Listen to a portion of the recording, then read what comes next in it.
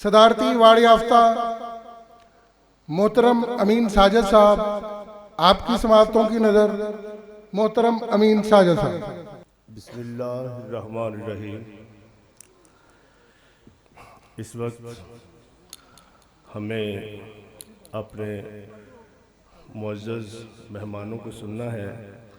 मुझे हालात के तनाजुर में एक कता अर्ज़ करना है और फिर इजाज़त चाहूँगा।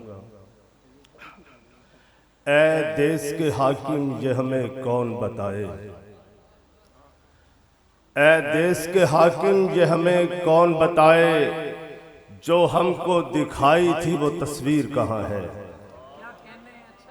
ऐ देश के हाकिम ये हमें कौन बताए, जो हमको दिखाई थी वो तस्वीर कहाँ है।